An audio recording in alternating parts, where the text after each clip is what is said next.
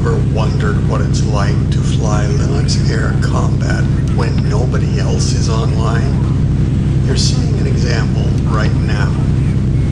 It's true that LAC is intended as an online multiplayer combat flight simulation, and the best LAC experience always results when two or more people fly in the same realm, in the same mission, at the same time. Computer gaming provides no greater thrill than that, especially when several online friends coordinate tactics and strategy with voice communication in concert with great simulation. But the Linux Air Combat community is small.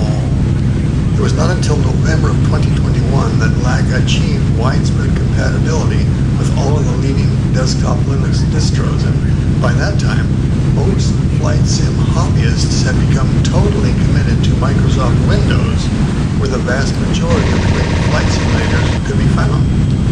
Consequently, only a few Linux gamers have yet discovered the joy of Linux native World War II combat flight simulation. This video is produced in early 2025, and if you download LAC and try it today, you'll often find that you're the only one flying online. Our community spreads 10 available online multi-user missions among 32 distinct, mutually isolated realms. Even if you took the time to check all of the 320 resulting combinations of missions and realms, also known as arenas, you'd often find that nobody else is online anywhere. For the best experience, while our numbers are small, everybody should fly in Realm 01. That will limit us to just 10 possible arenas. Furthermore, if we all avoid the 4 uncompleted missions that are marked as beta test in the mission menus, we're left with just 6 well-supported arenas, and the odds of finding another online player grow much better. But when you are all alone, you need not despair. LAC's server has been specially designed to help lonely players flying any of the 6 fully developed missions in Realm 01. In those situations, the server almost always populates the available missions with replay players, also known as replay blokes.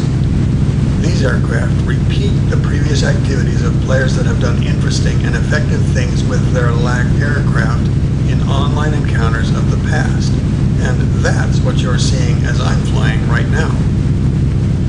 LAC's server is really good at recording and replaying amazing combat snippets and sorties in support of our growing community. You've been seeing the results as you've been listening to me up to this point. Soon I'll restart this mission and show you how to do it yourself.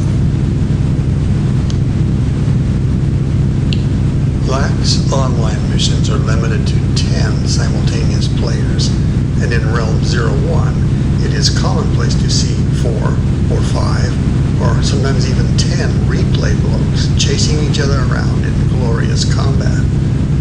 When you join in one of these missions, you'll automatically replace one of the replay blokes if necessary to prevent the crowd growing beyond 10. Consequently, although the usual situation will have you facing only a crowd of server-directed replay blokes, another sentient human player could join in at any time, so you might be flying against a mixture of sentients and blokes for even greater fun.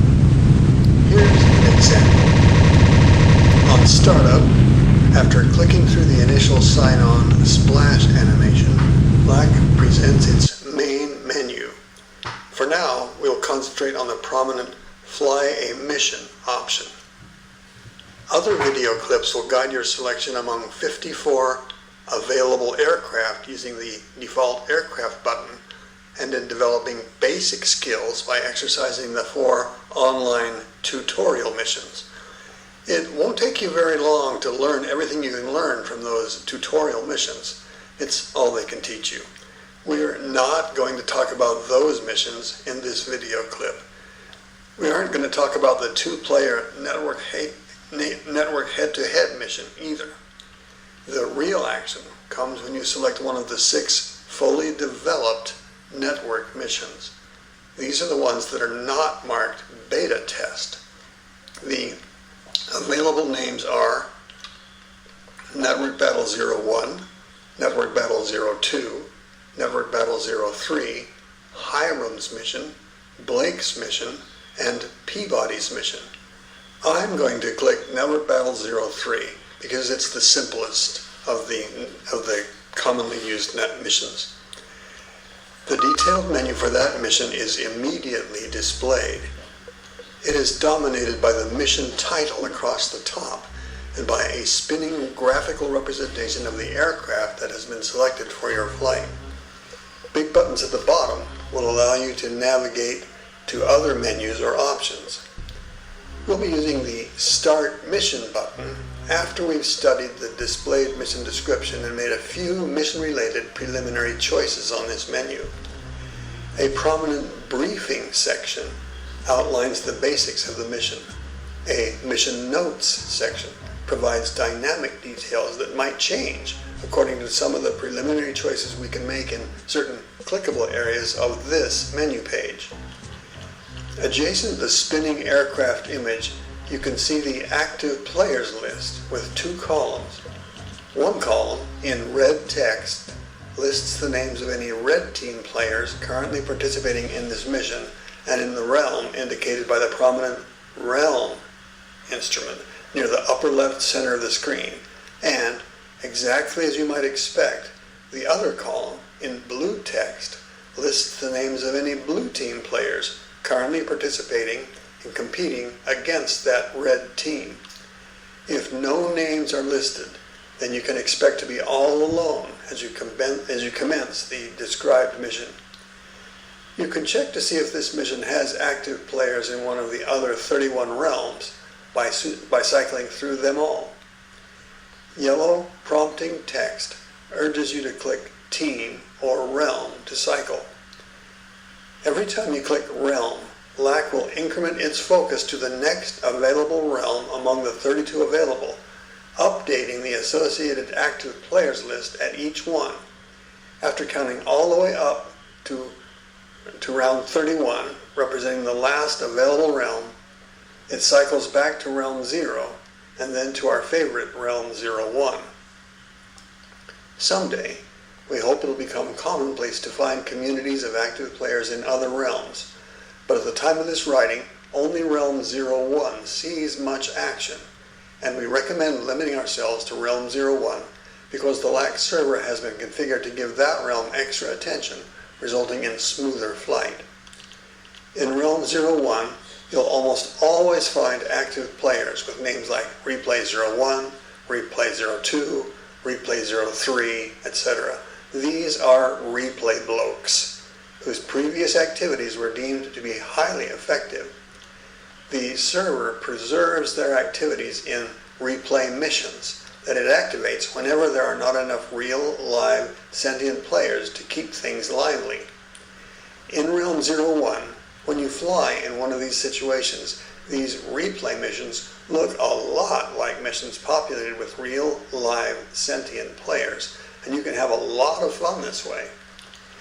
Because we now see replay blokes listed in the active players list for our mission 03 in Realm 01, we will choose that mission right now. It's just a lot more interesting this way when we know there are replay blokes active.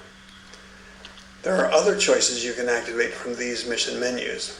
First of all of our missions divide players into two teams, named Blue Team and Red Team, respectively. You can switch your team loyalty between blue and red by clicking the prominent black Team indicator. Secondly, you can cycle among 3 possible starting positions for the described mission. Yellow prompting text says, select starting airfield. Click airfield name below. Most people choose near the enemy, but you can choose farther out or even farther out if you want more time to get acclimated. Finally, if you'd like to see some brief YouTube video clips revealing what the first minute or so of each mission will look like, you can click the Check for Multimedia button at the bottom. As you can see from the briefing, we will commence this mission in flight with full fuel tanks. For our purposes right now, we're going to click the Start Mission button.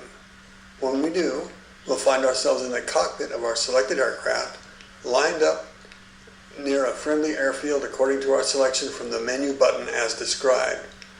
Because this mission starts us out with full fuel tanks, we won't need to land for fuel immediately.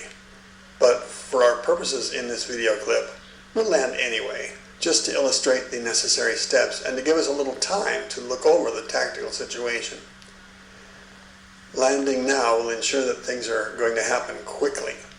We'll want to slam our throttles immediately down to the minimum, drop flaps all the way down, extend our landing gear or undercarriage, and then maneuver as necessary to dissipate excess speed as we descend toward the edge of the runway. Strong, violent maneuvers will help us to slow down if necessary. If we get the timing and speed dissipation right, we'll be going about 90 or 100 miles per hour when we cross over the near edge, only a few feet off the ground, still in a gradual descent at the runway. Just before our wheels touch the pavement, it's best to pull back gently on the control stick, as if we wanted to climb a bit. This should not be enough to actually increase our altitude, but it should raise the nose of our aircraft and lessen the impact with the ground. With a little luck, our aircraft will land smoothly and without damage. After our aircraft comes to a complete stop, the invisible ground crew will fill our tanks with aviation fuel, replenish any needed ammunition, and, if necessary, they'll repair damage. If our airplane is in good shape, this won't take very long, but if we bring back a heavily damaged bird, or if the airfield is heavily damaged, it'll take longer. We'll take off and show some more combat soon, but first, while we're on the ground, we can take some time to study the tactical situation. As you can see, the cockpit is covered with instruments that reveal our aircraft's current performance and the tactical environment in which we will be flying. Other video clips go over this in great detail. For now, make a note of the round radar display that dominates the instrument panel. It'll usually have little colored dots on it, arranged like pins on a map. The position of your airplane is always located at the exact center of that round radar display, at the intersection of the two visible crosshairs. The radar displays blue dots to represent aircraft or mission objects like airfields and ships on the blue team, and it uses red dots for aircraft or mission objects on the red team. Just like a map, dots to the left of the radar center represent objects to your left. Dots to the right of the center represent objects to your right. Objects above the center point to objects in front of you, etc. Two other radar concepts are important for beginners. First, one of the radar objects can be designated for special attention. It is known as your target or your selected target. The colored dot on the radar display that represents your selected target will have a bright white dot in its center. As you watch the upcoming little combat segment of this video, you will see that I switch to different selected targets a lot.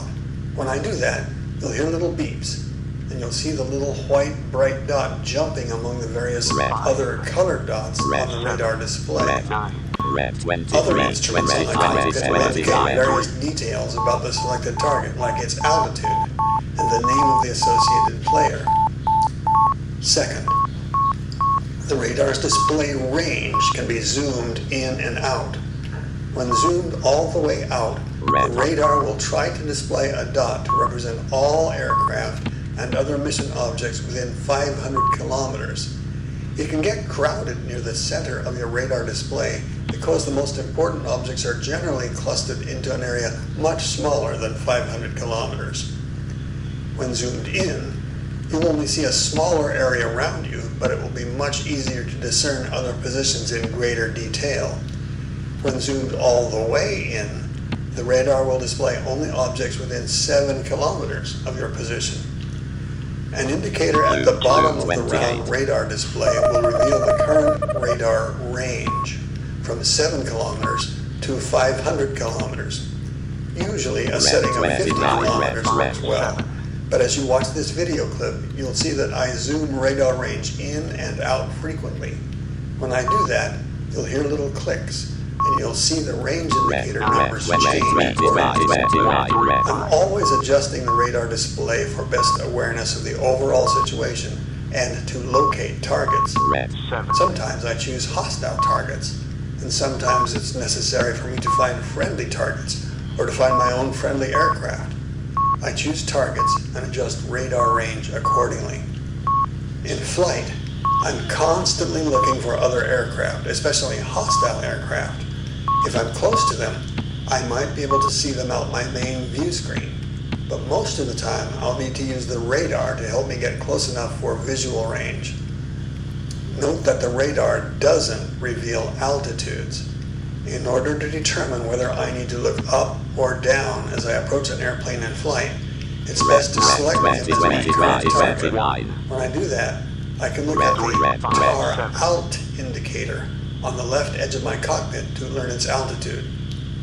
As you can see, it's now time for me to take off.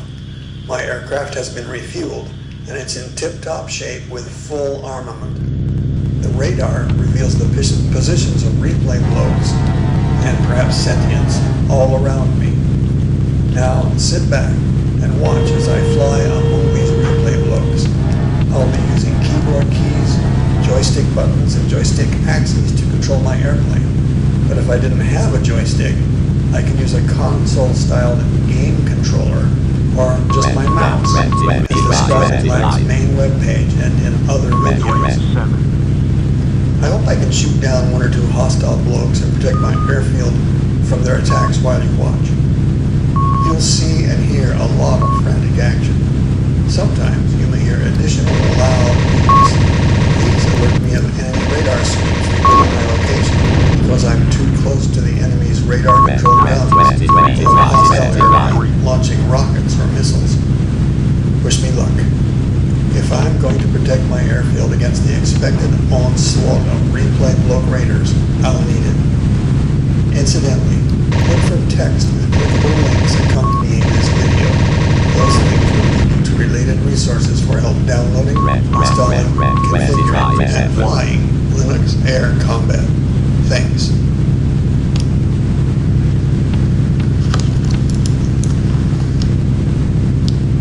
El Libro de Mormón.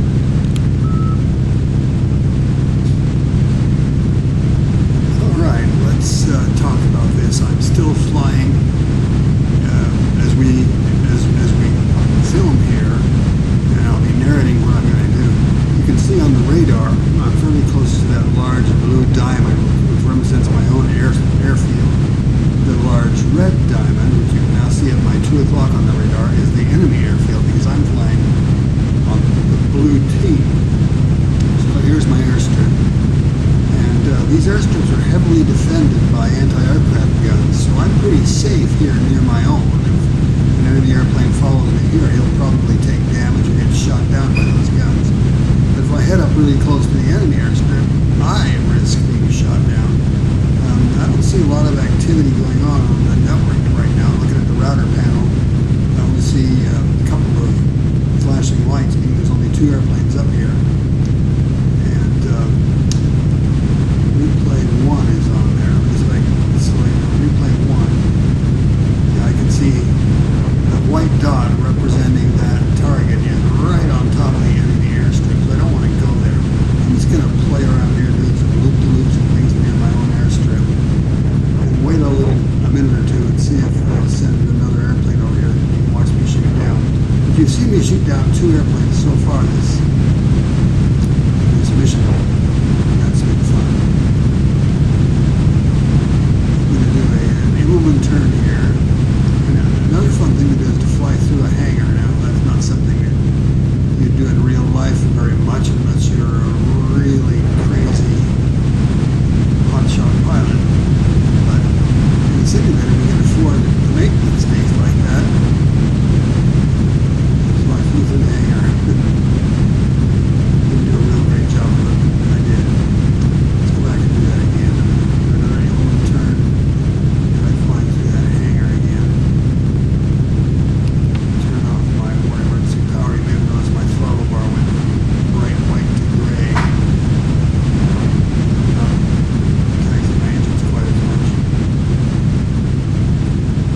Still no enemy aircraft in the area. If they'll send one by, I'll try to shoot them down. I think I'm going to line up with my own airstrip now.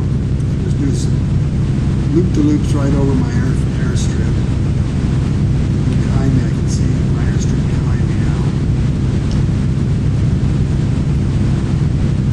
I'm going to do a little turn, line up and get over it. I'm confident that if we wait a few minutes, they'll send another red team replay bloke airplane over here to try to attack my airfield, and I'll ambush them while I'm here. I see blinking light number 5 on the router panel. See the red 5 blinking every once in a while? That means he's out for something. Red, red, red, blue, blue, red, red. He's back there. Pretty far back. We can go back and get him. He's pretty far back there to the east. And I don't want to fly right over the enemy airfield. So as you can see, I'm not heading straight for that red diamond. I'm going to give it lots of clearance. Try to insert that, try to overtake that red 5. And he's flying at 3,800 feet, or 3,600 feet. I'm down at 900 feet, so I'm going to turn on more emergency power to fly him for a while. In this airplane, my best rate of climb is about 4,000 feet per minute. So, with my climb indicator, I'm now doing 4,300 feet, and I can sustain that pretty well until I get up to his altitude. I'm at 2,000 feet now, and he's at 3,700 feet. I'm going to zoom in my radar range a little bit. If I go too far, I can't see my target yet. So we're at 200 kilometers range. 50 kilometers, I can't quite resolve his positions. The enemy airfield should be right over here someplace. Yeah, just out of my visual range.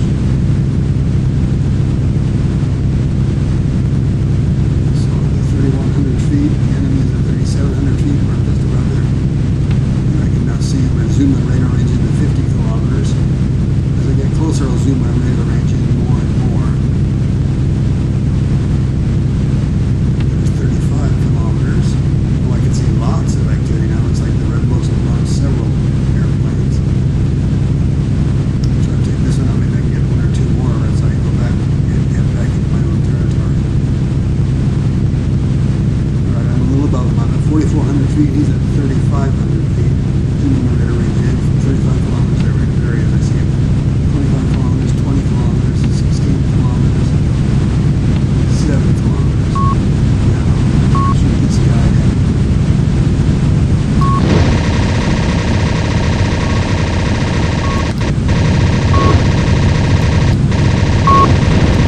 Got it. We're losing 4% damage. That's good. Now, just trying to get replay 7. He's down at 700 feet. Red 20, red 25. Red 27, red 29, red 7. Assuming the radar range should be in the 7 kilometers. He's down at 900 feet, and I'm up at 2,700 feet, so I'm well above him. I'll be able to overtake him with good speed here. He should be down. There he is, I see him. See that red frame? That's a target marker. And when I'm looking through my shut me down. I'm looking through my HUD, it draws a frame around the selected target. Okay, I got too close to the enemy airfield. Did you hear those shots? Red 23, red 20, red 29. To my own airstrip. It's like replay 1 is at 3,200 feet. Maybe I can shoot him down too. Pick up a lot of speed. I've got a lot of speed. I'm going to do a zoom climb, climbing at about 5,000 feet per minute or so. And that'll slow me down a little bit. I can't sustain 5,000 there. I can sustain about 4,000 feet per minute. Now I can see that target. It's still a little above me. I'm going to run out of so I'm going to slow down climbing up there, but I can probably get up to it. I'm going to zoom my radar range in.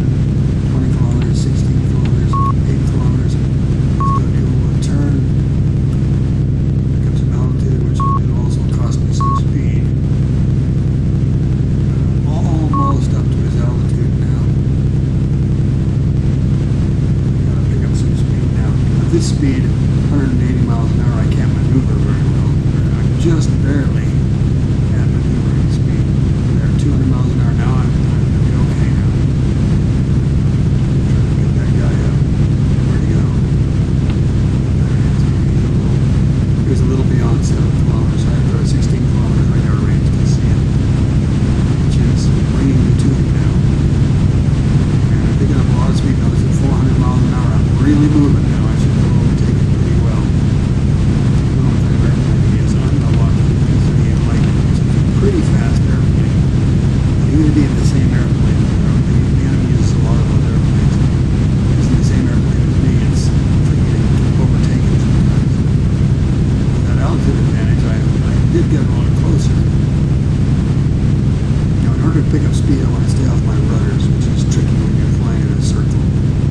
But rudders add a lot of drag and slow you down a lot, so I'm trying not to use my rudders much. I'm trying to anticipate where his turn is going to take him. I'm trying to cut across the radius of his turning circle.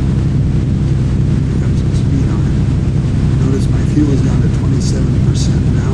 It's because I've been flying with really hard acceleration, crashing my engine really hard, using 40% power. If I turn off 1% power like that, you see my throttle bar goes gray. I want it to bright red or bright white. Catch up with it. We're gaining. I can see I can make out the shape of everything. I'm almost going to start shooting.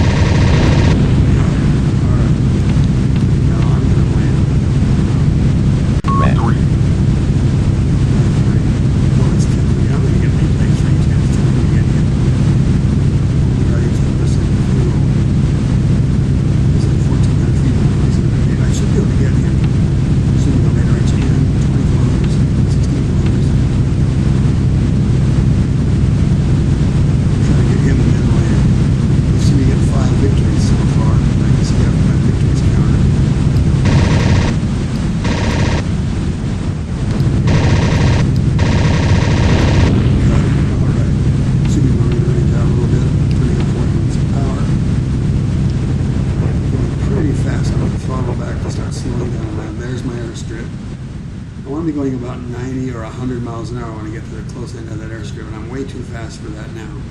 So I'm going to do some violent maneuvers, high G barrel rolls with maximum rudder deflection, and my nose high. Like this should slow me down pretty fast. Then when I get slow enough, below about 180, I can drop my flaps down. And drop my landing gear down. Looking off my right wing, I can see my airstrip. And so now I'm going to just spiral down a little bit. I'm a little too high to approach it. Just put it at 1,200 feet. I want to get down to 600 feet or so while where I'm lined up, and then give myself enough throttle to keep my speed up with all these flaps and landing gear down. There's my runway. I'm coming in pretty well. About 95 miles per hour. This is good. This is exactly where I want to be. As I come toward the ground, I pull up my nose and just kind of settle gently on the runway. There we are. That is Linux Air Combat. This is version 9.79 from January of 2025. And this is the latest, greatest version. It's been stable for some time, and it represents all of the features that we've ever had in Linux Air Combat. And here we go. Thank you very much. That is all.